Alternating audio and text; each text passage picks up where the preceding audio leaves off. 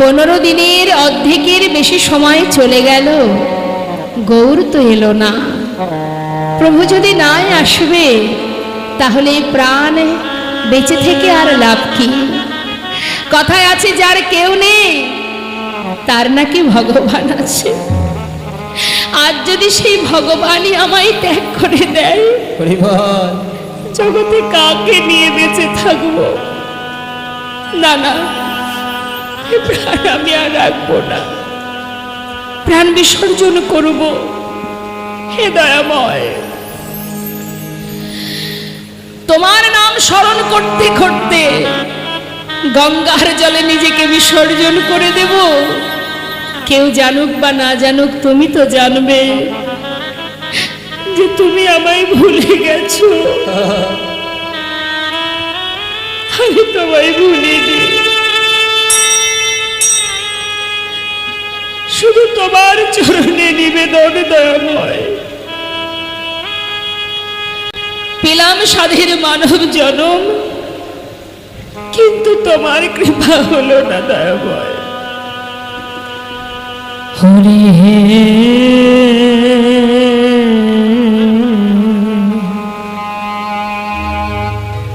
বলো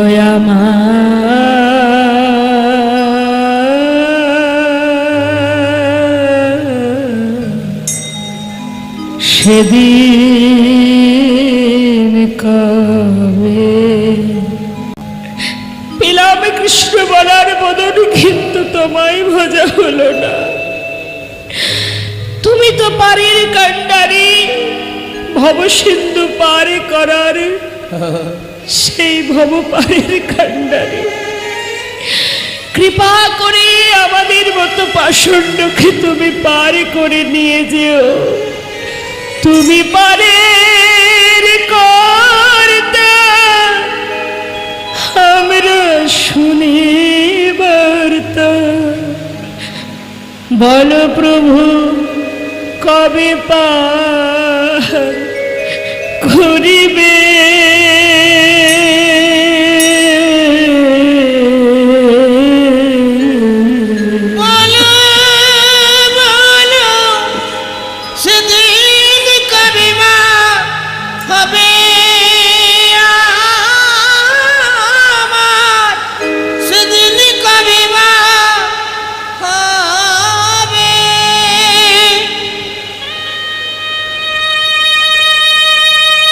গোবিন্দ ঘোষ প্রভুর চরণ স্মরণ করছে। আজ গৌর হরিকে না পেয়ে প্রতিজ্ঞা করলেন প্রাণ তিনি আর রাখবেন না। এমন ভক্ত কয়জনা হতে পারে? চোখের জলে মুখ ভাসিয়ে কাঁদছে। ভগবান সব সইতে পারে, ভক্ত যদি তার জন্য কাঁদে সে যে আর পারে না সইতে। তিনি রামকেলিতে একটা কোষ্ঠী পাথর, মালদাতে যে রামকেলি বলে একটি জায়গা আছে, সেখান থেকে প্রভু আমার একটা কোষ্ঠী পাথর জলে ভাসিয়ে দিয়েছে, গঙ্গার জলে। আর সেই পাথরটা ভাসতে ভাসতে অগ্রদ্বীপের ঘাটে আসছে। আর এদিকে গোবিন্দ ঘোষ চোখের জলে বুক ভাসিয়ে কাঁদছে, আর এক পা দুপা করে গঙ্গার ঘাটের দিকে এগিয়ে যাচ্ছে। কি শিলা ভাসিয়েছিল তো জলে? নামের গুণে শোলা ডোবে, পাথর ভাসে জলে। তা যখন কিনা পাথরটা এসে, সেই কোষ্ঠী পাথরটা এসে দাঁড়িয়েছে, ভেবেছে হয়তো শ্মশান, সামনেই শ্মশান, কোনো মরা পোড়ানো কাঠ ভেসে এসেছে, কালো কাঠ। এই ভেবে বারবার সরিয়ে দিচ্ছে, আর ততবার সেটা গায়ে এসে লাগছে। তাড়াতাড়ি করে হাতে করে নিয়ে দেখছে বারবার গায়ে লাগছে বলে হাতে করে নিয়ে তীরে উঠে আবর্জনার মধ্যে ছুঁড়ে ফেলেছে। যেই না ছুঁড়ে ফেলেছে, পিছন ফিরে তাকাবে, হঠাৎ দৈববাণী, গোবিন্দ ঘরে ফিরে যাও, নিজেকে বিসর্জন করো না। চারিদিকে তাকিয়ে দেখছে, কাউকে দেখতে পাচ্ছে না। তবে কে কে বলছে ঘরে ফিরতে? কে তুমি? সামনে এসো, কিন্তু কাউকে দেখতে পাচ্ছে না। আবারও বলছে, ঘরে ফিরে যাও গোবিন্দ, নিজেকে বিসর্জন করো না। আর হলো না মরা। ভক্তের কি মৃত্যু হয় মা? প্রভুর যদি কৃপা থাকে। গোবিন্দ ঘোষ পুনরায় নিজের ঘরে চলে গেল। তাহলে মা 13 দিন পার হয়ে গেল, পরের দিন হলো 14 দিন, 15 দিনে এক পক্ষ কাল। যখন 14 দিন হলো, করুণাময় গৌরহরি ওই যে কোষ্ঠী পাথর জলে ভাসিয়ে দিলেন, দেওয়ার পর কিন্তু তিনি আর সেখানে দাঁড়িয়ে নেই, তিনি আবার ফিরে আসছেন গোবিন্দ ঘোষের কাছে তাকে দেখা দেবেন বলে। 14 দিন অর্থাৎ পরের দিন যেই না গোবিন্দ ঘোষ ঘরের মধ্যে বসে আছে, গৌরহরি গোবিন্দ ঘোষের ঘরের সামনে দাঁড়িয়ে সমস্ত ভক্তগণকে নিয়ে একসঙ্গে ডাকতে শুরু করলেন, কই গো গোবিন্দ, দরজা খোলো। কে কে তুমি? এ তো গৌরহরির কণ্ঠস্বর। তবে কি আমার প্রভু এলো? ছুটে গিয়ে যেই না দরজা খুলেছে, দেখছে গৌরহরি ভক্তগণকে নিয়ে দাঁড়িয়ে আছে। ছুটে গিয়ে চরণটা জড়িয়ে ধরেছে, দয়াময়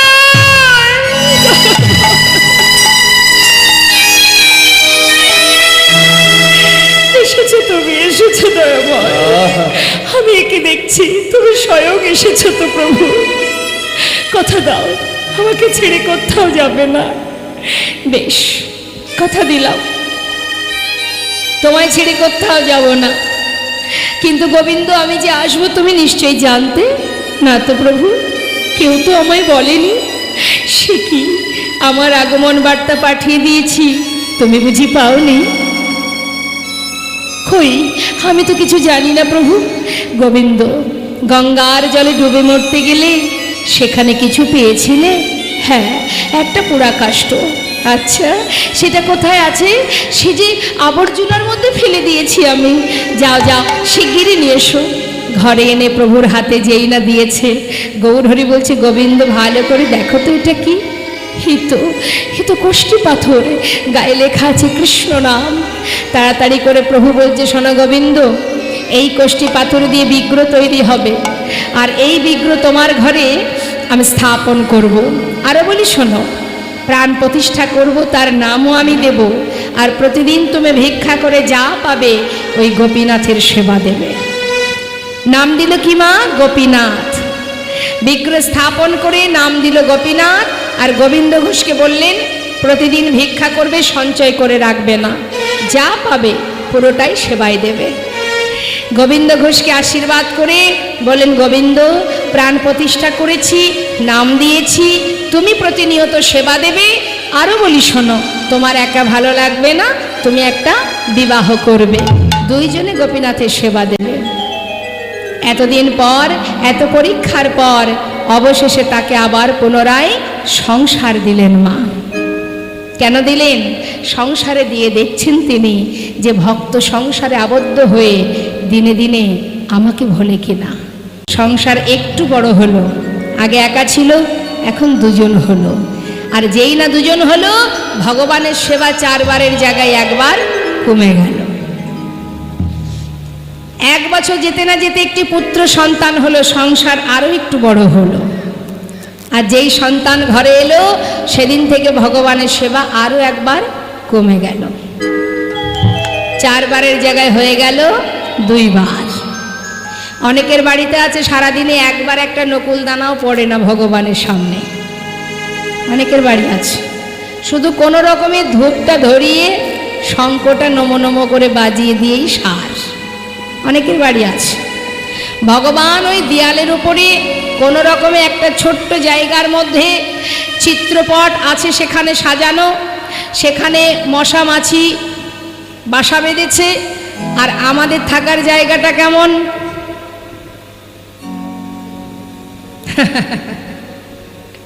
ভগবান থাকে চিলে কোঠায়, সারাদিনে 1 বার তার সঙ্গে দেখা, 2টো নকুল দানা দেওয়ার জন্য। তাও আবার অনেকে 2টো দেয় না। কটা করে দেন আপনারা? দেন তো, ভগবানকে সেবা দেন। কি সেবা দেন মা? বলুন না, একটু শুনেই যাই। কাজু কিশমিশ বাতাসা, আপনারাও সবাই দেন তো? নাকি নকুলদানা সাজানো আছে, কৌটা ভর্তি করা আছে? নকুলদানা নেই না, দেবেন, ভালো মন্দ সব রকমই দিতে হবে। ওই নকুলদানার মধ্যে আটকে থাকলে তো হবে না। হ্যাঁ, দুটো নকুলদানা 24 ঘন্টার মধ্যে ভগবানের জন্য। আমাদের বাড়ির ছোট ছোট বাচ্চাদের দুটো নকুলদানা দেবেন, আর 24 ঘন্টা খেতে দেবেন না। থাকতে পারবেন? তাহলে তাকে দিয়ে কি করে থাকতে পারেন? এটা আমরা মনে মনে ভাবি, সে তো ভগবান, সে আর কিছু খায় না, এটাই আমাদের ধারণা। আমরা খাই চব্য-চস্য-লেচ্চ-প্রিয়, কিন্তু ভগবান খায় না। দিতে জানতে হয়, তবে তো সে খাবে। নিজের জন ভাবতে হয়। নিজেরা যেমন বাড়ির 5 জন সদস্য, তাকেও ভাবতে হয়। যখন বাড়ি থেকে 5 জন বেরিয়ে যায়, ঘুরতে যাব দার্জিলিং, দীঘা, তখন ওই ঘরের কোণে যিনি বসে থাকে, ও প্রভু চললাম 5 দিনের জন্য, তুমি দেখো দয়াময়। দেখার বেলায় সে, পাহারা দেবার বেলায় সে, আর ঘুরে ফিরে ফেরার পথে ভগবানের জন্য একটা রসগোল্লা বাড়ি আসে না। তাহলে ভাবুন একবার, চিন্তা করুন, এগুলো অনুভব করতে হবে, নিজের থেকে বুঝতে হবে। আমরা ভগবানকে ভালোবাসি কি জন্য? নিজের স্বার্থ পূরণের জন্য। গৌর হরি হরিদাসকে বলেছিল, হরিদাস জীবনে এত আঘাত, এত কষ্ট পেলে আমার কাছে কোনোদিন কিছু চাওনি, আমার বড় বাসনা, আমি তোমায় কিছু দেব। হরিদাস বলেছিল, প্রভু তোমার যদি এতই বাসনা তুমি আমাকে দেবে, তবে প্রভু তোমার কাছে এটাই চাওয়া, যেন তোমার চরণ ছাড়া আমায় করো না। ধ্রুব প্রহ্লাদ, হিরণ্যকশিপু যাকে নরসিংহ মূর্তি ধারণ করে যে হিরণ্যকশিপুকে উদ্ধার করেছিলেন, তার 5 বছরের ছেলে প্রহ্লাদ, তাকে বলেছিলেন ভগবান কৃষ্ণ, প্রহ্লাদ এই 5 বছরের শিশু তুমি এত ভালোবাসো আমাকে, বলো দেখি প্রহ্লাদ তুমি কি চাও আমার কাছে? যা চাইবে আমি তোমাকে তাই দেব। প্রহ্লাদ ভগবানের কোলের মধ্যে বসে গোবিন্দের মুখের দিকে হা করে তাকিয়ে আছে, আর প্রভু একটার পর একটা বর দিয়ে যাচ্ছে। বলো কি নেবে তুমি? যদি তুমি বলো স্বর্গ চাও, মর্ত্য চাও, পাতাল চাও, সব দেব তোমায়। বলো, মুখের দিকে হা করে তাকিয়ে আছো যে, বলো কি নেবে? তুমি কি আমার মতো ভগবান হতে চাও? যদি তাই চাও আমি সেটাই করে দেব। তখন ছোট্ট 5 বছরের শিশু সে ভগবানের কাছে চাইলেন কি, প্রভু তুমি তো সবই দিয়েছো আমায়, আর বাকি চাওয়ার আছে তোমার কাছে, শুধু তুমি, তোমার কাছে আমার একটা চাওয়া, প্রভু দিতেই যদি হয় এইবার এই আশীর্বাদ করো, এই ধরাতে যতদিন বেঁচে থাকবো তোমার কাছে কিছু যে চাইবো, এই যে ইচ্ছা, এই ইচ্ছাটা যেন আমার মনে কখনো না জাগে। নিতাই গৌর হরি বল, হরি বল। তোমার কাছে কিছু চাওয়ার ইচ্ছাটা যেন আমার মধ্যে না আসে, কোনোদিন যেন না জাগে, এই বর তুমি আমায় দিয়ে যাও। এই হচ্ছে প্রকৃত ভক্তের লক্ষণ। ভক্ত আর কিছু চায় না, শুধু ভক্তের মধ্যে এটাই কামনা থাকা উচিত, কৃষ্ণ নামে। তা যেমন মায়া দিয়েছি তেমন মায়া কাটিয়েও নেব আমি। এবার দেখুন মা, ভগবান যেমন দেন তেমন কিন্তু কাটিয়েও নেন, কিভাবে নেবে কেউ জানে না, তাই না? তা কিভাবে কাটাচ্ছে আমরা লীলা থেকে জানতে পারবো। প্রথমে কাটাচ্ছে তার স্ত্রীকে, ভিক্ষা করে সে নিজের স্ত্রীকে ডাকছে, মাধবী যা ভিক্ষা করেছি 2 ভাগ করো, 1 ভাগ রন্ধন করো আর 1 ভাগ রেখে দাও, আবার কাল সেটা সেবা দেওয়া হবে। আর আমি চললাম স্নান করতে, ফিরে এসে গোপীনাথের সেবা দেব। স্নান করে এসে দেখছে কি, যেখানে ঝোলাটা রেখেছিল সেইখানেই পড়ে আছে, রান্না হলো না।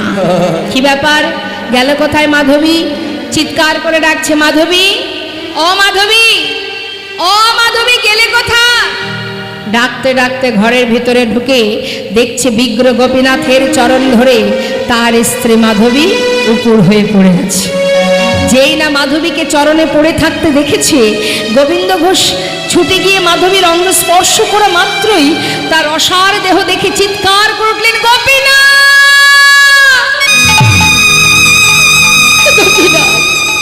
মাধবীকে কোলের মধ্যে করে নিয়ে চিৎকার করে বলছে, গোপীনাথ তুমি কি করলে? বলো কেন করলে? তুমি আমার স্ত্রীকে কেড়ে নিলে কেন? বলো কি অপরাধ করেছে তুমি, কেন আমার স্ত্রীকে কেড়ে নিলে? কোলের মধ্যে করে নিয়ে কাঁদছে। পাড়াপড়শি চিৎকার শুনে সবাই গোবিন্দ ঘোষের ঘরে এলো। এসে দেখছে গোবিন্দ ঘোষের কোলে তার স্ত্রী মাধবীর অসার দেহ। সবাই মিলে তার মাথায় হাত দিয়ে সান্ত্বনা দিলেন। সান্ত্বনা দেওয়ার পর গোবিন্দ ঘোষ নিজে হাতে তার স্ত্রীর শেষকৃত্য করলেন। শেষকৃত্য করবার পর তার একটা ছোট্ট ছেলে, তাকে নিয়েই তার দিন কাটে মা। প্রতিদিন ভিক্ষা করে যা পায় সন্তানের সেবা দেয় আর ভগবানের সেবা দেয়। দেখতে দেখতে ছেলের বয়স হয়ে গেল 5 বছর। 5 বছরের ছোট্ট ছেলে, সে কিন্তু নিজের মাতা পিতাকে চিনতে শেখে। হঠাৎ একদিন বাবার কোলে বসে বলছে, বাবা বাবা, জানো সকলের তো মা আছে, আমার মা কোথায়? সঙ্গে সঙ্গে গোবিন্দ ঘোষ সন্তানকে কোলের মধ্যে চেপে ধরে বলছে, বাবা আমি তো আছি, আমি তোর কোনো কষ্ট রাখবো না, কোনো দুঃখ রাখবো না, তুই কাঁদিস না। তুই যদি কাঁদিস আমি কোথায় শান্তি পাবো বলে? আমি তোর কোনো দুঃখ রাখবো না রে বাবা, কাঁদিস না। কিন্তু প্রতিদিন ছেলে একই প্রশ্ন করে যাচ্ছে বাবাকে, বলো না বাবা, সকলের মা আছে, মায়ের আদর করে, ভালোবাসে, খাওয়ায়, ঘুম পড়ায়, আমার মা কোথায়? বারবার প্রশ্নে জর্জরিত হতে হতে একদিন তিনি রেগে উঠে বললেন, মাকে জানতে চাস, মা কোথায়?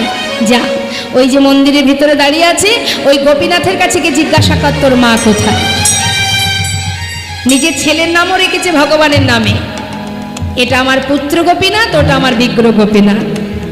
দুজনেরই নাম গোপীনাথ, ছেলের নামও গোপীনাথ, বিগ্রহের নামও গোপীনাথ। আমি 2 পুত্রের পিতা।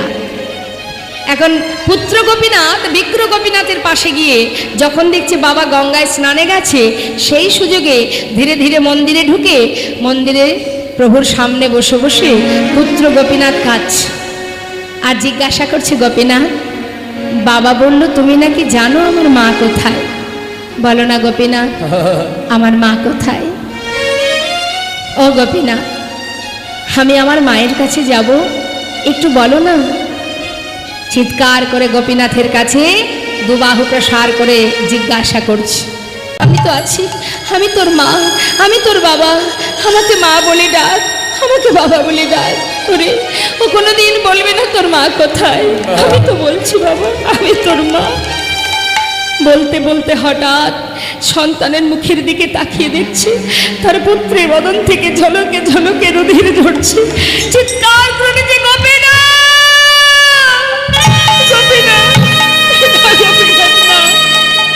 তুমি তোমার স্ত্রীকে কেড়ে নিয়েছো, আমি তো কিচ্ছু বলিনি তোমার সন্তানকে কেড়ে নিও না, ও ছাড়া যে আমার আর কেউ নেই গোপীনাথ, কেড়ে নিও না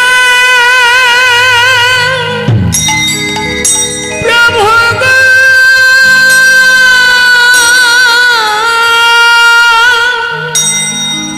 তুমি কেড়ে নিও না,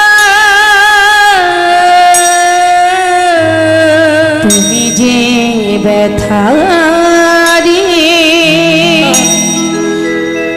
আমায় ব্যথা দিও না প্রভু গো, তুমি যে ব্যথারি আমায় ব্যথা দিও না। কাঁদতে কাঁদতে মৃত সন্তানের বদন পানে নয়ন দিয়ে হঠাৎ দেখতে পেল তার সন্তান তার কোলেই প্রাণ হারিয়েছে। কোনো কথা না বলে ছোট্ট 5 বছরের সন্তানকে নিয়ে গঙ্গার ঘাটে গিয়ে মাটি খুঁড়ে গর্ত করে সমাধি দিয়ে গঙ্গা থেকে স্নান করে এসে ঘরে ফিরে বিগ্রহ গোপীনাথের সামনে দাঁড়িয়ে বলে উঠলেন, গোপীনাথ এত নিষ্ঠুর হলে কি করে? আমি তো তোমায় বলিনি আমার সংসার দাও, আমি তো বলিনি আমার স্ত্রী দাও, পুত্র দাও, আমি তো তোমার কাছে কিচ্ছু চাইনি, তুমি তো দিয়েছিলে, আমার কেড়েও নিলে। শুনে রাখো, আজ থেকে আমি তোমাকে আর সেবা দেব না। একদিন, দুদিন, 3 দিন হয়ে যায় মা, আর সেবা দেয় না।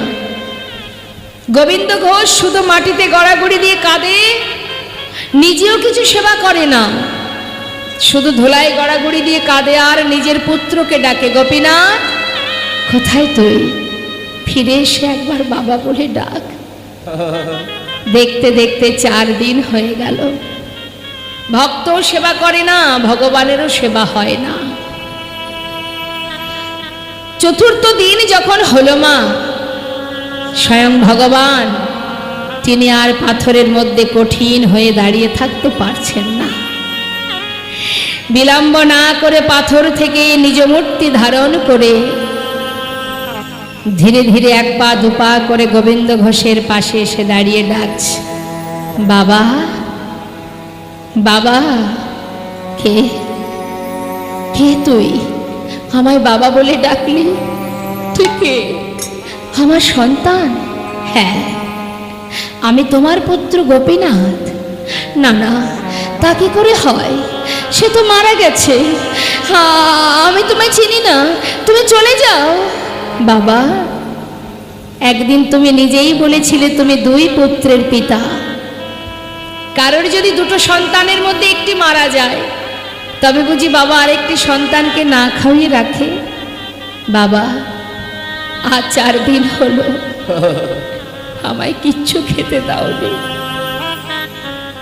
আমি যে আর পারছি না বাবা, এবার কিছু খেতে দাও। ও, তুমি এসেছো, আমায় বাবা বলে ডাকলে? তুমি জানো, প্রত্যেকটি মাতা পিতা একটি পুত্র কেন চায়? শেষের দিনে মাতা পিতার শেষকৃত্য করার জন্য। আমার সন্তান চলে গেছে, তুমি আমাকে বাবা বলে ডাকছো, পারবে শেষের দিনে আমার শেষকৃত্য করতে? তুমি তো স্বয়ং ভগবান। বাবা, আমি তোমার পুত্র হলাম, তোমার শেষকৃত্য করব না? তোমার অঙ্গ স্পর্শ করে আমি কথা দিচ্ছি বাবা, আমি তোমার শেষকৃত্য করব। পারবে তুমি আমার জন্য কাছা নিতে? পারবো। আমার জন্য পিণ্ড দিতে? পারবো। তুমি পারবে আমার জন্য 1 মাস অন্ন খেতে? পারবো, আমি পারবো। একদিন 2 দিন নয়, পৃথিবীতে যতদিন চন্দ্র সূর্যের উদয় হবে ততদিনই আমি তোমার শেষকৃত্য করে যাব। এই অগ্রদ্বীপের সমস্ত ভক্তকে সাক্ষী রেখে আমি প্রতিজ্ঞা করলাম, বাবা এবার তো কিছু খেতে দাও। কয়েক বাড়ি থেকে ভিক্ষা করে এনে সেবা দিয়েছে। কিছুদিন যেতে না যেতেই গোবিন্দ ঘোষ শয্যাশায়ী হলেন, আর চলতে পারে না, উঠতে পারে না।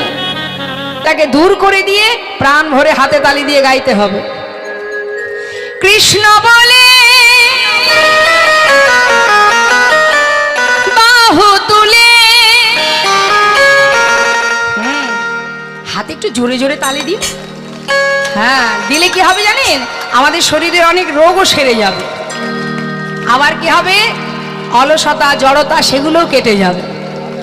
তাই জোরে জোরে কৃষ্ণ বলে বাহু তুলে, এসো না ভাই হরি বলে।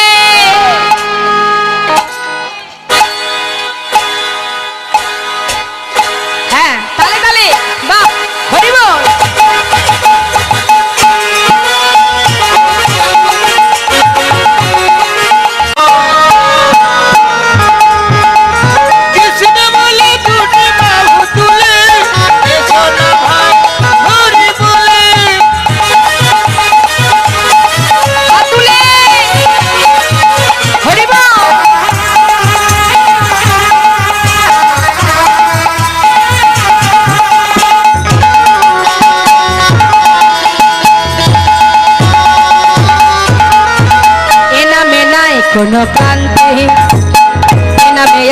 শুদ্ধ শান্তি। এই নামে নেই কোনো কান্তি, এই নামে আছে শুধু শান্তি। বদন ভরে এই নামে গাও, বদন ভরে এই নামে গাও, বদন ভরে এই নামে গাও। বলো না কৃষ্ণ কৃষ্ণ না, কৃষ্ণ বলে তুলে বাবু তুলে এসো না ভাই হরি বলে। কৃষ্ণ সবাই মিলে হাত তুলে বাহু তুলে এসো না ভাই হরি বলে, এসো না ভাই হরি বলে। হাত তুলে চলে চলে চলে মধুর বৃন্দাবনে চল, বলে বলে বলে দুটো কৃষ্ণ কথা বল। চল চল চল চল বৃন্দাবনে চল, বল বল বল বল কৃষ্ণ কথা বল। বদন ভরে এই নামে গাও, বদন ভরে এই নামে গাও, বলো না কৃষ্ণ কৃষ্ণ না। কৃষ্ণ বলে তুলে বাহু তুলে এসো না ভাই হরি বলে। এসো না ভাই হরি বলে, এসো না ভাই হরি বলে, এসো না ভাই হরি বলে। জয় রাধে রাধে শ্যাম। হরি বল হরি বল। আজ মা লালাকে যেই না বলেছে যে আমি দাঁড়ে দাঁড়ে ভিক্ষা করে ভগবানের সেবা দিই, তাই আপনার কাছে আমি থাকবো না, আমি আসি বাবু, এই বলে ভিখারি চলে গেল। আর এদিকে লালা ধীরে ধীরে ঘরের ভিতরে প্রবেশ করলেন মা। আহা, প্রবেশ করবার পর হঠাৎ একদিন লালা সমস্ত রাজ্য পরিদর্শনে যাচ্ছেন। এখন রাজ্য পরিদর্শনে যাবার কালে সারাদিন ধরে গ্রামের মধ্যে মানে গোটা রাজ্য পরিদর্শন করছে আর খাজনা আদায় করছে। খাজনা আদায় করে যখন ফিরে আসছে মা, ঠিক সেই সময় দেখুন বৈরাগ্য কোথা থেকে আসছে। ওই যে বলল যে এই রাজমহলে এই জমিদার মহলে থাকলে কিন্তু ভগবানকে ভুলে যাব বাবু, তাই আমি দাঁড়ে দাঁড়ে ভিক্ষা করে যা পাই এতেই আমি গোবিন্দ সেবা দিই, আর আমি এসবের আমার কোনো প্রয়োজন নেই। লালা মনে মনে চিন্তা করলেন তাহলে এই জমিদারের এই মহলে থাকলে বোধহয় ভগবানকে ভুলে যেতে হয়। মনের মধ্যে ভাবতে ভাবতে ভাবতে ভাবতে ভিতরে যাচ্ছে। ঘরের ভিতরে যাওয়ার পর কিছুদিন পর ওই লালা খাজনা আদায় করবার জন্য সারাদিন ধরে গ্রামের গোটা রাজ্য পরিদর্শন করছে আর খাজনা আদায় করছে। বেলি অবসান কাল ঠিক সন্ধ্যা আগত, সেই সময় লালা পালকি চেপে ফিরছে মা। পশ্চিম দিকে সূর্য ঢলে পড়েছে।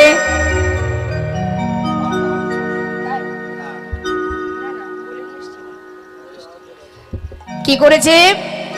বেলি অবসান, পশ্চিম দিকে সূর্য ঢলে পড়েছে। ঠিক সেই সময় পালকি চেপে যখন লালা আসছে বাবা, ঠিক প্রতিধ্বনি শুনতে পাচ্ছে লালা। কি প্রতিধ্বনি শুনছে? ঠিক সন্ধ্যা আগত সেই সময় রজক কন্যা মানে যারা কাপড় কাচে তাদেরকে বলা হয় ধোপা বা রজক। এই রজকের কন্যা চিৎকার করে বাবাকে বলছে, বাবু গো বেলা যায়, বাসনায় আগুনে দাও। আগেকার সময়তে এত মেশিন ছিল না, এত ডিটারজেন্ট ছিল না। কলার পাতাকে শুকিয়ে বাসনা করে সেটাকে বাসনা বলে। এবার ওই বাসনাটাকে পুড়িয়ে যে ছাইটা হতো ওই খার দিয়ে কাপড় কাচা হতো মা। এখন মেয়ে চিৎকার করে বলছে, বাবু গো বেলা যায়, বাসনায় আগুনে দাও। আর সেই প্রতিধ্বনি ঠিক সন্ধ্যা আগত সেই সন্ধিক্ষণে শুনছে লালা। কি শুনছে?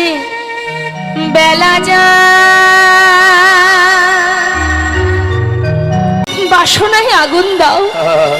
ঠিকই বলেছিস মা,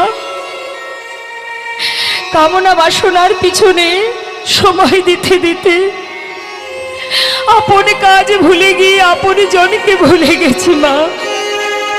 ঠিক বলেছিস তুই, আর আমি থাকবো না, আমার সময় চলে এসেছে, এবার আমি চলে যাব নিজের কাছে নিজের ঘরে। মা বেশ, ছুটতে ছুটতে পালকি চেপে ঘরে ফিরে গিয়ে নিজের কন্যা সুমতিকে বলছে, সুমতি দে মা আমার সারা গায়ে কৃষ্ণ নাম লিখে দে। বাবা, কি হয়েছে তোমার? কিচ্ছু হয়নি মা, এবার আমায় বিদায় দে, আমি চলে যাই। কোথায় যাবে তুমি? আমি হরে, এই সংসার, এই ঘর, বিষয় সম্পদ সবে তোদের কাছে রইল, এবার আমায় বিদায় দে, আমি যাই মা। বাবা, কি হয়েছে তোমার? এমন করছো কেন? বলো কোথায় যাবে? আমি যাব রে, আমি কৃষ্ণ ভজনে যাব, আমি মধুর বৃন্দাবনে যাব আমি মধুর বৃন্দাবনে, কইরা যাব রে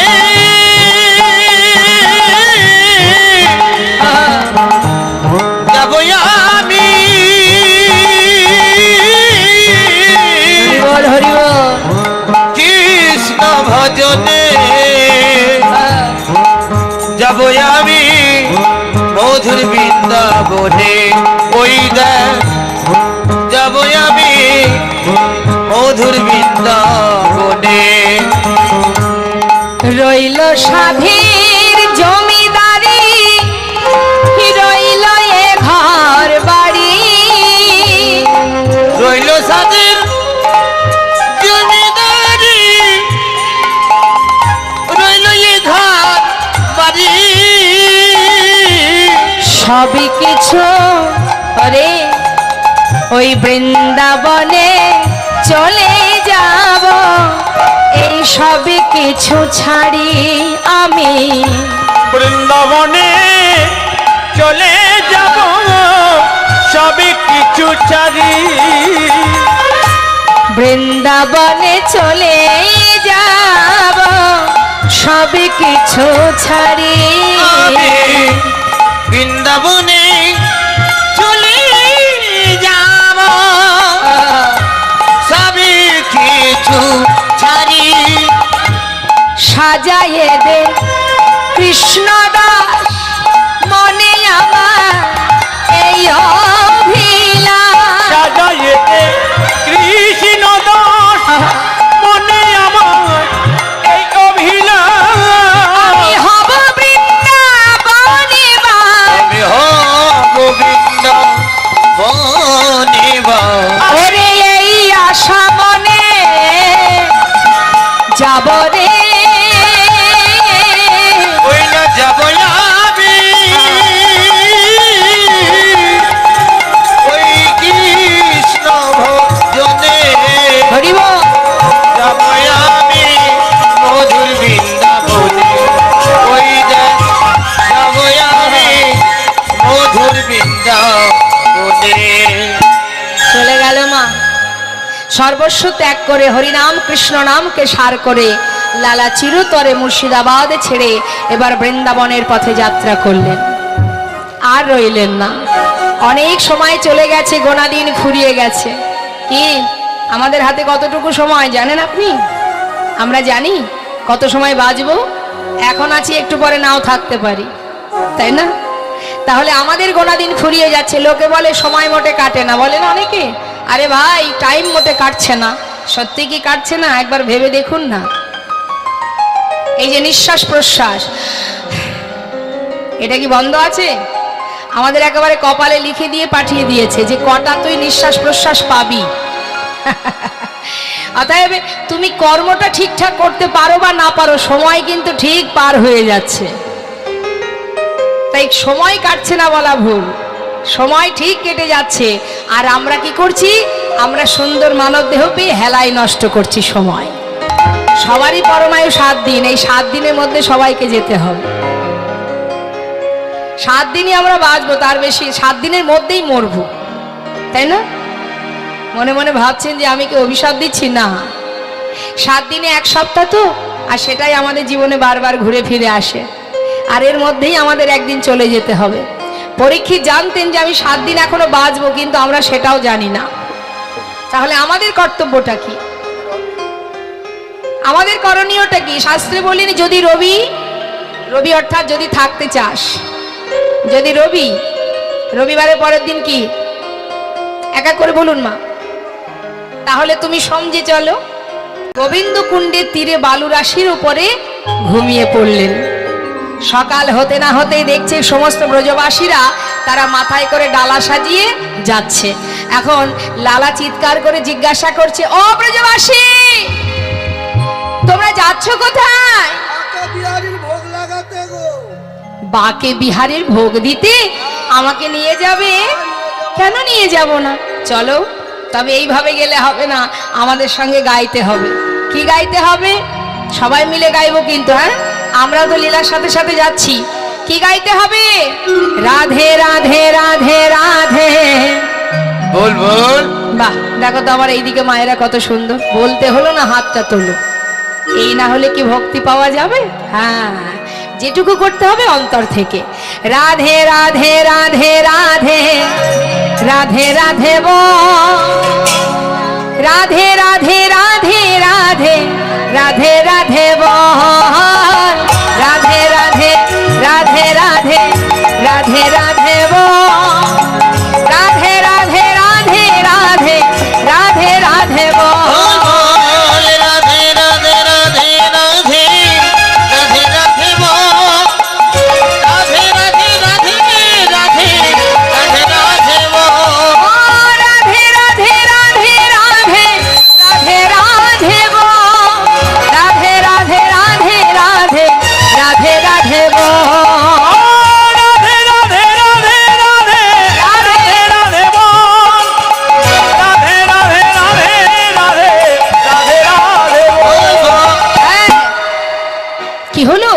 গাইছো না যে? এবার লালা পিছনে পিছনে গাইছে কি? কৃষ্ণ কৃষ্ণ কৃষ্ণ কৃষ্ণ কৃষ্ণ কৃষ্ণ বল, কৃষ্ণ কৃষ্ণ কৃষ্ণ কৃষ্ণ কৃষ্ণ কৃষ্ণ বল, কৃষ্ণ কৃষ্ণ কৃষ্ণ কৃষ্ণ কৃষ্ণ কৃষ্ণ বল, কৃষ্ণ কৃষ্ণ কৃষ্ণ কৃষ্ণ কৃষ্ণ কৃষ্ণ বল, কৃষ্ণ কৃষ্ণ কৃষ্ণ কৃষ্ণ কৃষ্ণ কৃষ্ণ বল, কৃষ্ণ কৃষ্ণ কৃষ্ণ কৃষ্ণ কৃষ্ণ কৃষ্ণ বল, কৃষ্ণ কৃষ্ণ কৃষ্ণ কৃষ্ণ কৃষ্ণ কৃষ্ণ বল, কৃষ্ণ কৃষ্ণ কৃষ্ণ কৃষ্ণ কৃষ্ণ কৃষ্ণ বল। হ্যাঁ, এই নাম চলবে না এখানে। এখানে কেউ এই নাম করে না, রাধা নাম গাইতে হবে। লালা বলছে, শোনো, বলছো যখন ঠিক আছে, কিন্তু আমার কথা আমি ফেলতে পারবো না, আবার তোমাদের কথাও আমি ফেলবো না। তার মানে হলো তোমাদের কথাও থাক, আমার কথাও থাক। মানে যুগল নাম করব, একজনকে কেন স্মরণ করব? আমরা তো যুগল ভালোবাসি। তাই লালা গাইছে, রাধে কৃষ্ণ রাধে কৃষ্ণ রাধে কৃষ্ণ বল, রাধে কৃষ্ণ রাধে কৃষ্ণ রাধে কৃষ্ণ বল, রাধে কৃষ্ণ রাধে কৃষ্ণ রাধে কৃষ্ণ বল, রাধে কৃষ্ণ রাধে কৃষ্ণ রাধে কৃষ্ণ বল। বৃন্দাবন কি। আপনারা কিন্তু রাধে রাধে বলবেন বা রাধে কৃষ্ণ বলবেন, জোরে জোরে বলবেন। হ্যাঁ, আর আমি এক একটা জায়গার নাম বলবো। সবাই মিলে কত কণ্ঠে জোর আছে দেখি। বৃন্দাবন কি, যমুনা মাই কি, রাধা কুंड की, श्याम कुंड की, गोविंद कुंड की, बिलासवन की, मधुबन की, निधुबन की, कमलवन की, तम्रवन की, मोहनवन की, माधवीवन की, निधुबन की, केशी घाट की, वंशीवाट की, लोहवान की, आगे पीछे दाहिने बाएं बोल बोल में ऊपर नीचे राधे राधे राधे राधे राधे राधे राधे राधे राधे राधे बोल, राधे राधे राधे राधे राधे राधे बोल, राधे राधे राधे राधे राधे राधे बोल, राधे राधे राधे राधे राधे राधे बोल, राधे राधे राधे राधे राधे राधे बोल, राधे राधे राधे राधे राधे राधे बोल, राधे राधे राधे राधे राधे राधे बोल, राधे राधे राधे राधे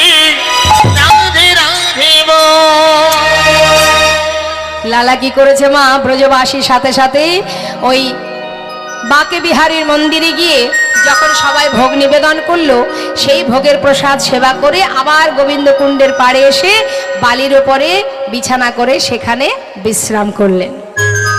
এখন দুদিন যেতে না যেতেই হঠাৎ একদিন লালা নয়নটা যেই না মেলেছে, সকাল হতে না হতেই দেখছে তার সম্মুখে এক বাবাজি দাঁড়িয়ে আছে। হন্তদন্ত হয়ে লালা উঠে দাঁড়ালেন, দাঁড়িয়ে জিজ্ঞাসা করছেন, বাবাজি আপনি কে? পাশে ব্রজবাসীরা বলে, ইনি হলেন বৃন্দাবনের বাবাজি, যার নাম কৃষ্ণচন্দ্রিমা, তার ছেলে এই রঘুনাথ দাস। এখন মা ছেলে হবার সাথে সাথে গোবর্ধন দাস বলছে, দেখো আমরা যেমন ভগবানকে ভালোবাসি, আমরা যেমন প্রভুর নাম করি, ভক্ত সঙ্গ করি, সাধু সঙ্গ করি, ঠিক আমার সন্তানও যেন ভগবানের পদে মতিগতি থাকে, সেই মতো করে তাকে মানুষ করতে হবে। তাহলে মানুষ করতে গেলে সন্তানকে যদি কৃষ্ণ পদে মতিগতি করাতে হয়, তাহলে ছোটবেলা থেকে অভ্যাস করাতে হবে। এই কথাটা ভালো করে জেনে রাখুন আপনারা। সন্তান বড় হয়ে যাওয়ার পরে কিন্তু যদি আপনি ধরে বেঁধে টেনে টেনে নিয়ে যান, সে যাবে না। আপনাকে ছোট থেকে, শিশুকাল থেকে সাধু সঙ্গ করাতে হবে, কৃষ্ণ নাম শোনাতে হবে, তবেই একদিন আপনার সন্তান প্রকৃত ভক্ত হয়ে উঠবে। তা ভক্ত হতে গেলে ঘরে বেঁধে রাখলে হবে না, তাকে সাধু সঙ্গ করাতে হবে। এখন ছোট্ট ছেলেটাকে নিয়ে প্রতিদিন মা আমার যেখানে সাধুগুরু বৈষ্ণব বসে মা, সেইখানে নিয়ে যায়, আর বসে বসে ভাগবত কথা, কৃষ্ণ কথা শ্রবণ করায়। তখন তার বয়স খুবই কম, মায়ের কোলে বসে আছে, জ্ঞান বুদ্ধি কিচ্ছু হয়নি। না হলে কি হবে, চোখে তো দেখতে পায়, চারিদিকে শুধু তাকিয়ে তাকিয়ে দেখে এই যে এখানে হরিবাসর হচ্ছে, কত ছোট ছোট বাচ্চারাও আছে, তারা বুঝুক বা না বুঝুক, তারা কিন্তু দেখছে যে এখানে কৃষ্ণ নাম হচ্ছে, আর সাধুগুরু বৈষ্ণব বসে বসে কৃষ্ণ নামে নয়নের জলে বুক ভাসিয়ে কাঁদছে। বাবা পড়ে গেল চিন্তায়, ছেলেকে ভগবানের চরণে মতিগতি করাতে গিয়ে ছেলে যদি এইভাবে পথে পথে কৃষ্ণ কৃষ্ণ বলে ঘোরে, আমার জমিদারিটা কে রক্ষা করবে? এখন কি করে সন্তানকে ঘরে বেঁধে রাখবো?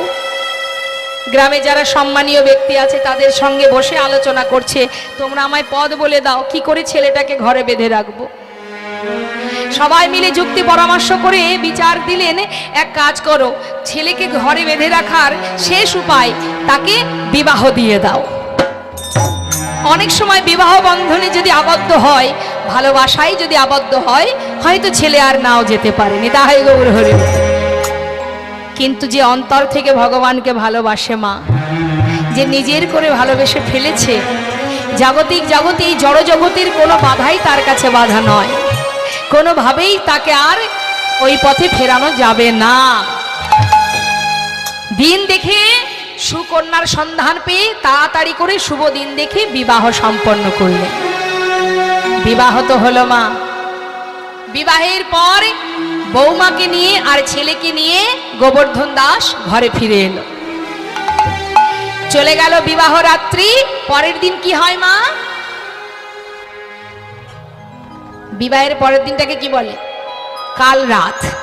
সেই কাল রাত্রে শ্বশুর মশাই বৌমাকে কাছে ডেকেছে, মা এদিকে এসো, মা তোমাকে আমার ঘরের পুত্রবধূ করে এনেছি।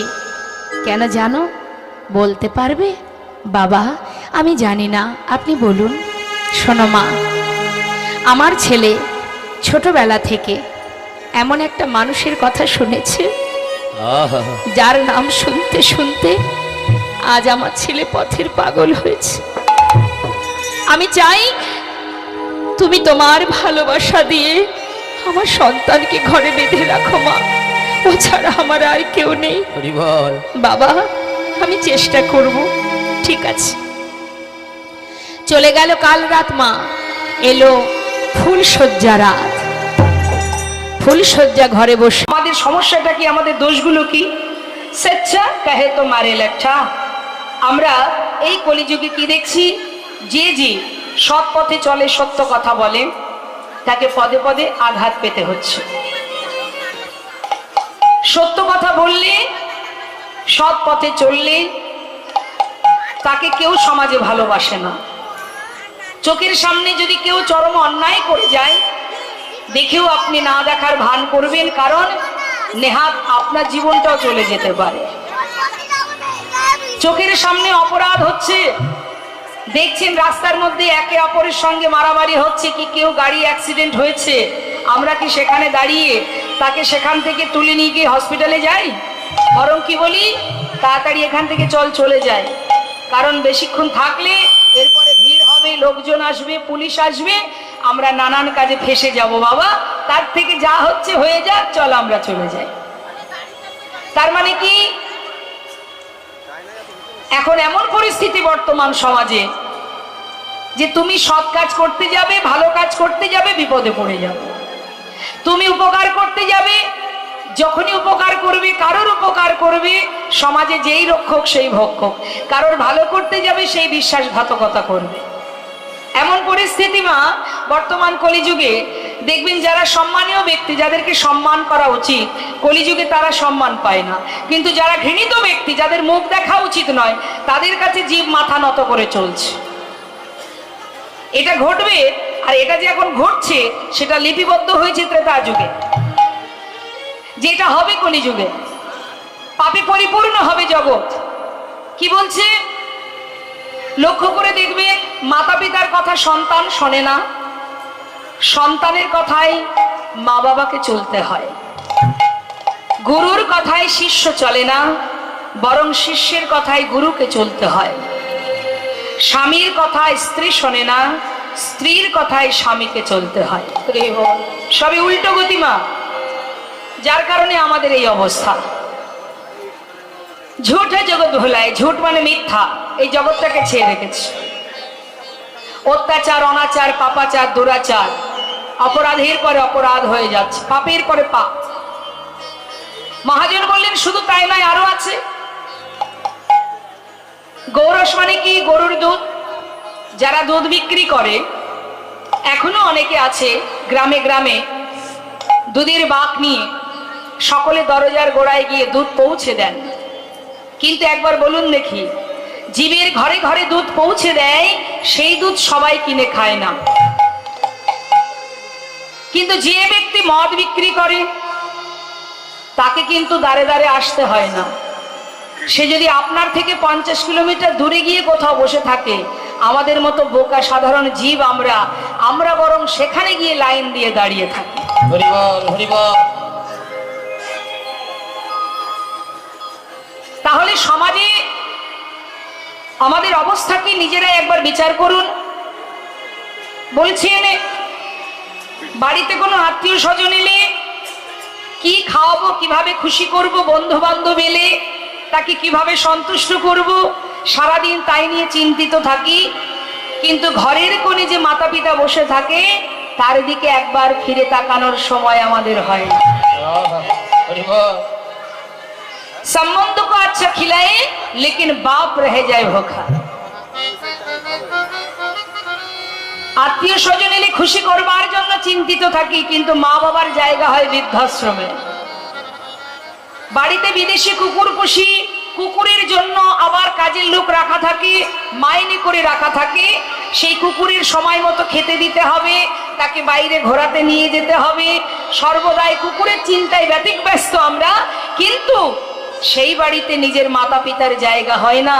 একটা কুকুর যদি বছরে 5 লাখ টাকা খরচ করে দেয়, তাতে দুঃখ নেই, কিন্তু মা বাবার পিছনে যদি বছরে 3 লাখ টাকা 2 লাখ টাকা চলে যায়, সেটাই আমাদের জীবনে বোঝা হয়ে দাঁড়ায়।